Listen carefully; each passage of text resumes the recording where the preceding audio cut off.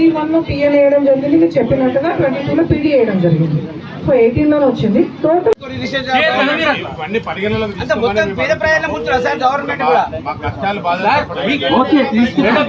మాదేంటంటే 1917 మీకు మాట్లాడాలి, లేని అస్సలు మభ్య పట్టట్లేదు. ఎందుకు అని అంటే ఇప్పుడు కొత్తది పెట్టి 4 సంవత్సరాలు అయిపోయింది. ఇప్పుడు కొత్త నోటిఫికేషన్ 4 సంవత్సరాలు అయిపోయింది.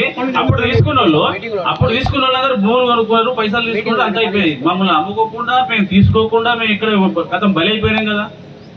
ఆలోచించారా మమ్మల్ని? ఇది ఆలోచన. మేము ఇది కట్టించినాం, అది కట్టించినాం, మేము వీళ్ళు ఎక్కలు తీసుకుంటున్నాం అంటే వీళ్ళంతా అడక తినాల్సిందేగా. అట్లా కాదా మా సమస్య. మేము అక్కడ రాసి పెడతాం, కూర్చు పెడతాం. ఎక్కడ రాసి పెడతారు మా పేర్లు? మేము సమాజం మీద రాసి పెడతారా? అట్లా కాదు, మమ్మల్ని ఆలోచించు లేదా? 4 సంవత్సరాల దాకా మేము సపరేట్ ఊరుకోవడం, మేము పైసలు ఇస్తే తీసుకోలేదా? లేదు కదా. సంబంధించి డబ్బులు ఏంటి మీరే కదా, డబ్బులు మీ దగ్గర లేవు కదా. మేము ఇక్కడ రైల్వే కావాలని ఇట్లా ధర్నాలు చేసినావా, లొల్లులు చేసినావా, రోడ్లు ఏమన్నా బంద్ చేసినావా? మనం క్యాల్కులేషన్ సంబంధించి మీ సజెషన్ ఏమంటే ఇవ్వండి. మా సజెషన్ ఇదే కదా. మీరు ఏంటో ఇవ్వండి. ఏ లెక్క తప్పులు ఇస్తున్నారు?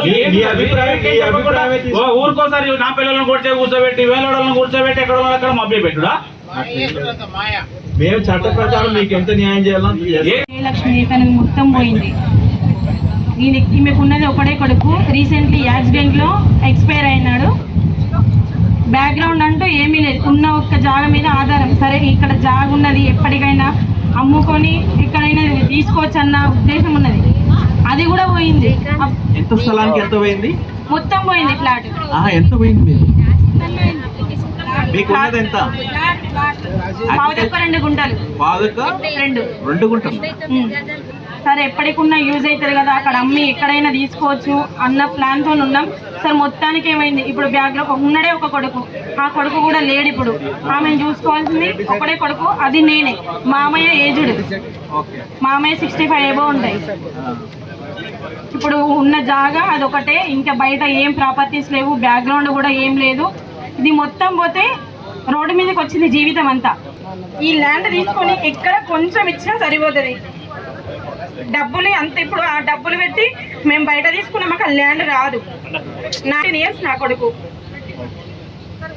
సరేమో మీ రిక్వెస్ట్ రాసేయండి, మేము మీకు ఏదైనా గవర్నమెంట్ తరఫున ఏ చిన్న హెల్ప్ వచ్చినా ఓకే, నేను యాక్సెప్ట్ చేస్తాను. కలెక్టర్ మేడం దృష్టి తీసుకెళ్ళి మీకు న్యాయం చేస్తాం మేము. మీరైతే దరఖాస్తు.